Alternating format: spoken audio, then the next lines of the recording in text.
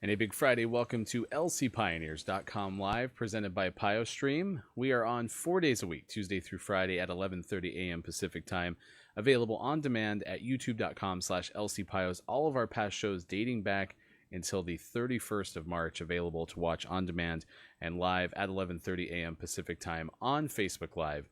You can find us most easily at lcpioneers.com/live. We are excited to bring you conversations with student athletes, coaches, alumni, and members from the Lewis and Clark College community at large, 4 days a week.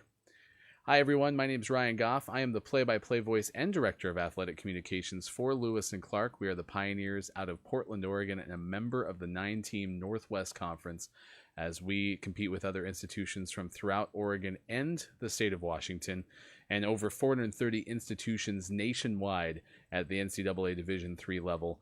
We are excited to continue to bring you this program and have a chance to kind of keep those connections going on in the world of athletics for the Pioneers, and excited as soon as competition can return for sure within some time soon. The Northwest Conference announcing just a couple of weeks ago that the competition for all fall sports and early winter is going to be postponed until at least January 1st, 2021. Still working on all of the specifics of what that will look like, but we'll certainly keep you updated at lcpioneers.com/COVID, which is our reopening fall 2020 page. It has a lot of information specific to the NCAA, Northwest Conference, and Lewis and Clark athletics. It also has a link to Lewis and Clark College's reopening page as well, which has some specific information for you as well. We're excited to talk to Josh Spegman today. He is a class of 2013 graduate from men's swimming and a student at the Mayo Clinic in Phoenix, Arizona. And really a wide-ranging interview we're expecting to talk to Josh about, especially because he was married just a week ago today. And so get a feel for how his summer has been and some of the things that's really stood out now 7 years removed from being a student athlete at Lewis and Clark. We invite you to connect with us. You can ask questions, provide comments in the Facebook comments below.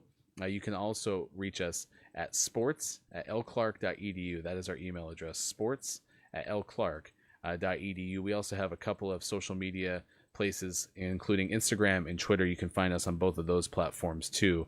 That's at lcpioneers.com/social to find all of our social media platforms too. So an opportunity for you to get connected on those as well.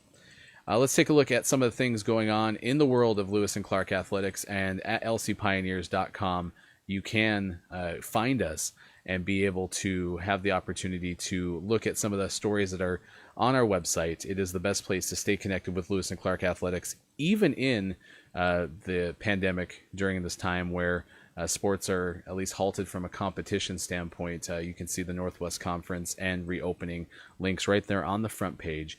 And we'll continue to kind of evolve the content that we have on the website over the course of the fall 2020 semester. You'll also see some links to our most recent lcpioneers.com live interviews. And we continue to welcome our recruits into the 2020-21 academic year. Most recently announced the men's basketball incoming student athletes. So excited to have the opportunity to welcome them to Palatine Hill, and certainly as soon as we have the opportunity to have them in competition, we look forward to that opportunity as well. Let's bring in our guest for today. Have a chance to talk to a current medical student at Mayo Clinic, a 2013 graduate of Lewis and Clark Athletics, part of the men's swimming program. We welcome in Josh Spegman to lcpioneers.com live. I appreciate you taking the time to connect with us, Josh, and have a chance to talk about some memories that you have of Lewis and Clark and some of your time on Palatine Hill. You're in Phoenix right now, and over the summer months, I got to ask you, you're a newlywed. You had a wedding just a week ago. How does it feel to have the wedding in the books? Yeah, I think being married still hasn't quite sunken in, but the wedding ceremony was really nice. Just our immediate families dealt with a little bit of a Zoom broadcast situation where we sent it out to the rest of the invite list. Definitely a lot of adaptations in the current climate, but I'm happy that it was able to go off, and it's a really nice ceremony. Well, and I've been talking to people, especially some of the recent class of 2020 graduates, and one of the things that I know will happen is, 10, 20 years from now, you'll remember that this all happened during the course of a pandemic, and even just the ability to be able to handle a wedding during that time, I give you a lot of props for. We're here to talk about your experience at Lewis and Clark and then some of the things that you've been able to do since. Let's start with your origin story. What was the main reason that you ultimately picked Lewis and Clark and decided to become a pioneer in the first place? Yeah, well, I started out in Arizona, grew up in Tucson, and was swimming kind of my whole life. Also did some running, horseback riding stuff growing up and in high school. And it was through my high school swimming career that I really got tied into Lewis and Clark. Heard from my high school swim coach that they were interested in some of the times that I was putting down, and when I contacted the coaching staff, they kind of talked to me more about the program. That really put Lewis and Clark on the map for me. When I started to look at some of the academic programs that they offered, I really fell in love with the science department and specifically the biology department. Really enjoyed their connections to Oregon Health Sciences University and kind of knew that I wanted to go in a science or medical path from the beginning. So it kind of all fit together. I really also appreciated the D3 aspect to it. I knew that I wanted to do sports in college. I didn't know what division I wanted to choose, and that marriage between academic and athletics that was so prevalent in all of Division III athletics, that really spoke to me. I wanted to be able to go somewhere where I always had the ability to put my education first if I needed to, and Lewis and Clark really afforded that opportunity as well. Now, you talk about coming from Arizona, the Pacific Northwest. We talk a lot about the beauty, and for Lewis and Clark specifically, access to downtown Portland. But you also mentioned OHSU, which is, I think, something that maybe we don't talk about enough. What was your experience with being so close to downtown Portland, being so close to such a great institution like OHSU? Maybe some of the fondest memories or the best experiences that you had. Yeah. So one of the things I really liked about the connection to OHSU is it allowed me to do a lot of my summer research projects over there on the Hill. I was also able to do my senior thesis. So for biochemistry and molecular biology, in order to get honors in that major, you have to do a thesis project. And my project was done at Oregon Health Sciences University. I was able to work in a lab with one of the principal investigators there. And that kind of opened up a whole new world for me, where I was able to be tied into the science community at Lewis and Clark, which I think is really strong, and they've got a ton of people doing a lot of really great research. And then I was also able to be connected to researchers who are doing things that might be a little more medically focused over at Oregon Health Sciences University. Josh Spegman joining us on lcpioneers.com live, class of 2013 graduate from men's swimming. Let's talk about the pool and the opportunity to compete for the Pioneers. When you look at moments with teammates, opportunity to compete in the Northwest Conference and at the D3 level, what were some of your highlights from a competitive standpoint? Yeah, I think from a competitive standpoint, it was always really fun being able to go like toe to toe with all these guys from all over the United States. And I think bringing that sort of intensity and that energy into every dual meet that we competed in was really awesome. So for me, I made friends not just with my own teammates, but I made friends with teammates from other schools in the conference who I would see repeatedly year to year, meet to meet. And we kind of formed this bond of this high achieving athletes across the entire conference. And we were able to push each other in the pool. I was also able to make connections that I have continued to leverage outside of athletics, and found people who are interested in similar academic pursuits to myself, people who are interested in different academic pursuits than what I went after, and I've been able to connect some of my friends who might be interested. Thinking, for example, of a Whitworth swimmer who was interested in accounting, and I've connected my friends who are interested in accounting with them.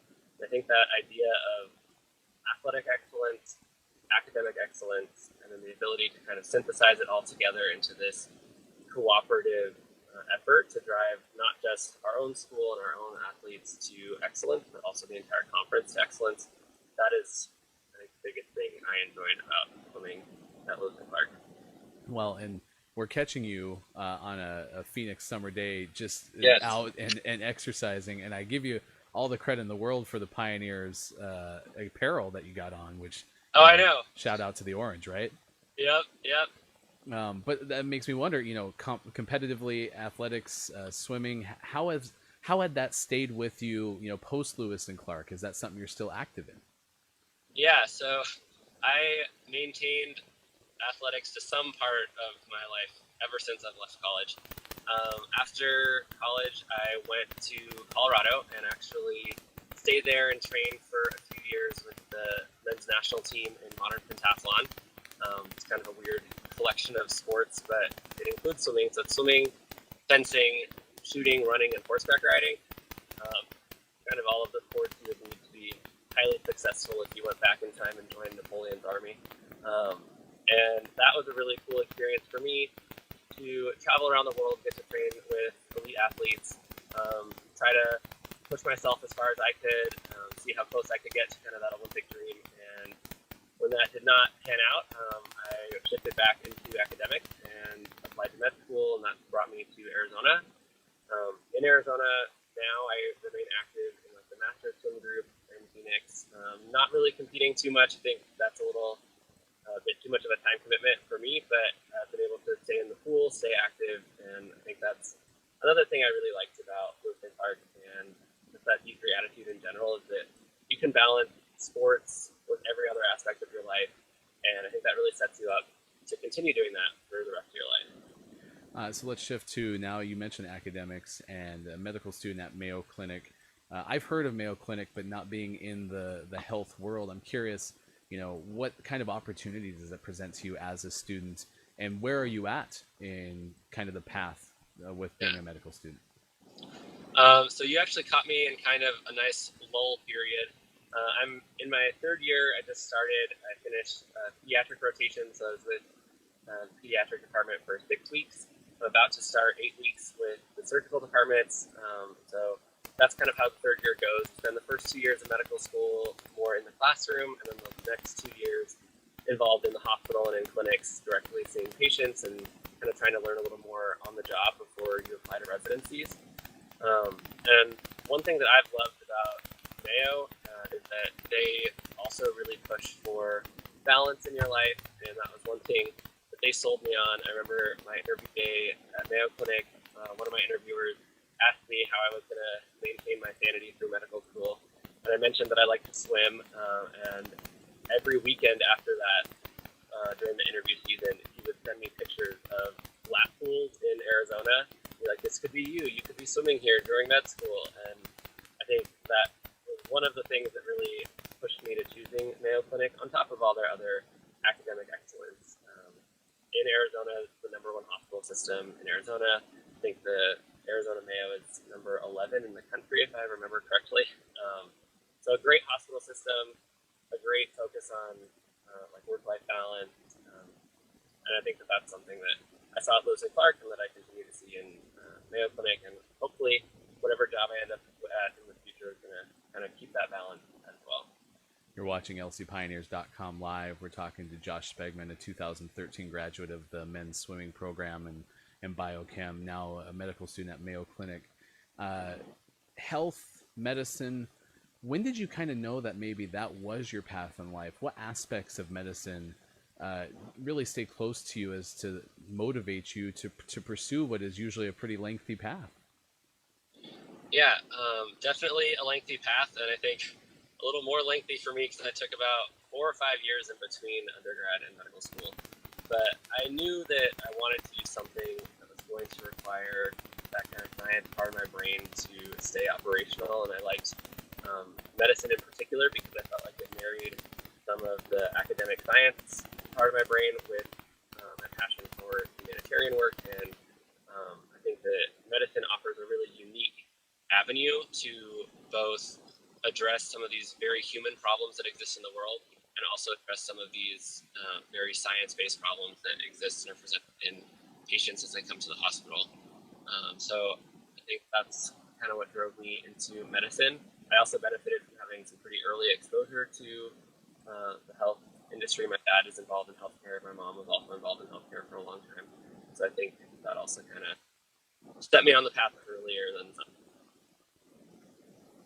I think a lot about some of our past students that have been on this show and have spoken true to making sure that as a Lewis and Clark graduate, having an impact on people always kind of stands out to me. And clearly, medicine has that inherently. But I'm curious, is there an opportunity really with your medical pursuits that you're going to do something that will have a lifelong impact on people? Yeah, I think medicine as a field is really cool because you get these snapshots into people's lives. And you kind of see people when they're coming to you at their lowest point. They're coming to you with their biggest problems, their biggest concerns, and you have an opportunity to intervene, and that can really affect their lives forever going forward. But I think beyond just those little touch points that you get into people's lives, you also have the ability to affect more systemic change in medicine, and that's something that I am really passionate about. I've done some volunteer work here in Arizona with a couple other classmates who have just done a really great job leveraging all of our passions for advocacy and for social justice to kind of look at one problem that affects Arizona in particular, which is this immigration crisis. And we have so many immigrants who have crossed over fleeing from trauma, fleeing from violence, and they've crossed over the southern border into Arizona, and they're kept in detention centers. And one way that medical students can get involved is through what's called a medical forensic examination. And so these examinations are added into the applicant's case file when they're applying for asylum in the United States. And these medical examinations add a lot of weight to those cases. So the rate of people actually getting accepted through this asylum process is really, really low without a lawyer and without these medical evaluations. But if you add in a lawyer and you add in a medical evaluation, that jumps from about 3% getting through to about 20% to 30% getting through with that medical examination to back it up. So that's an area that me and a couple other classmates have kind of tried to get really involved in. We started a Physicians for Human Rights chapter at Mayo Clinic here in Arizona and have partnered with local physicians to go down to the detention centers and assist them in, we do a lot of the note-taking and documentation for the exam, and then the licensed physician actually performs the exam, and then we help type up the legal documentation that the lawyer and their team will use in the asylum case. And so that is something that I think has been a cool way to mix my medical knowledge with some of the social problems that I see in the world. So I've found that to be a nice opportunity that medicine gave me that I don't think I'd be able to get if I was in just another field. Well, I certainly appreciate you taking some time out on the heels of your wedding, going through medical school, and just it sounds like you truly are doing some of that, people impacting people type work. I think definitely someone I'd like to talk to on another episode of the show. So certainly bookmark that when, 6-12 months down the road, maybe we should have you back. Stay safe in the midst of the pandemic. We certainly appreciate your time to join us on lcpioneers.com live. Yeah, thank you so much. That's Josh Spegman joining us on the show, and ebbing and flowing through the time change too. And it's so hard because I put him on the spot because he's out doing, workout in the middle of Phoenix, and I text him and say, hey, it's showtime. And that 1 hour difference makes a big difference. But he did a great job. His phone's overheating. He runs into his car. He gets into a spot to be able to fit his life into our show. And I'm certainly thankful for that. And his interview is certainly another one that kind of fits that mold of, I wish we could have talked longer. There's so many more questions I could have asked. We had even intended to possibly touch on, his experience with the pandemic, because that's going on in some of the ways either he's been impacted or being a medical student, he's come across ways that other people have been impacted, and certainly didn't have time to fit that into the interview today. But we'll bookmark him as someone to have back later on in the show. And if you did miss any of it, you can find it at youtube.com/lcpios, and we'll be sure to keep in contact with Josh down the road. But congratulations again, 1 week into his marriage, his wedding last week. Pretty impressive to ebb and flow through any wedding. I had to do it 12 years ago this week, in fact, and it wasn't easy when there wasn't a pandemic. So I applaud him for doing that. Next week we have our lineup ready to go. We're excited to talk to Alexandra Coons, who is entering her senior year with women's cross country, women's track and field.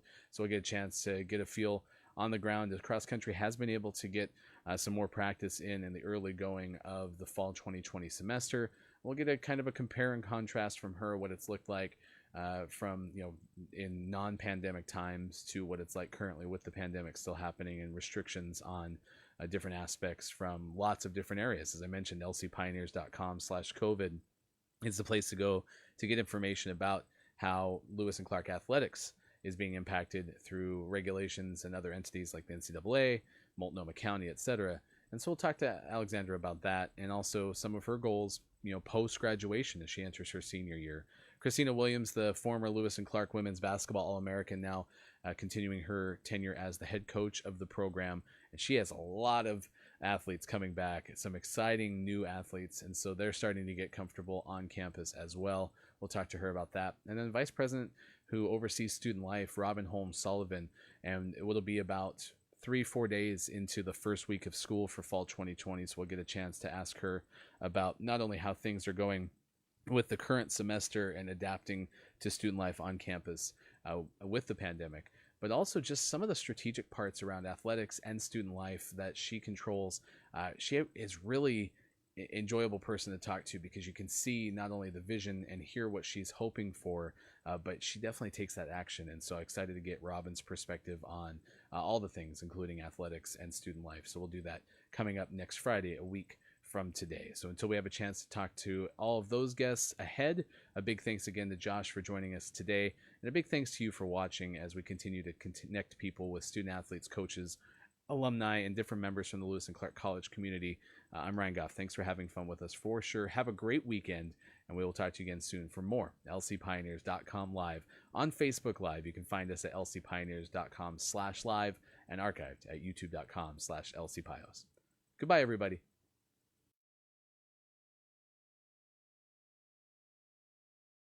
I'm Casey Jones, and I teach a range of classes: general chemistry, organic chemistry, and also some advanced classes. And I have a research lab that currently I have 4 students working with me as part of the Rogers program.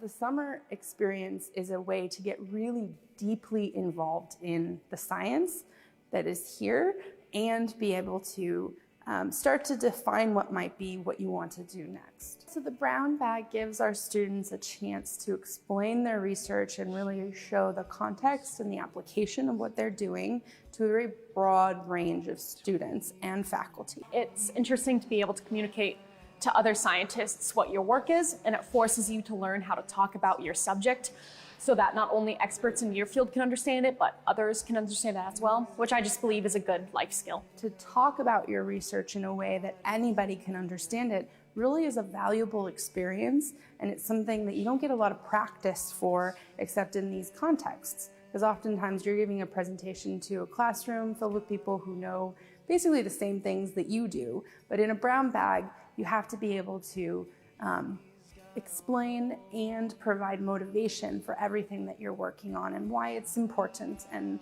why it's relevant to be studying.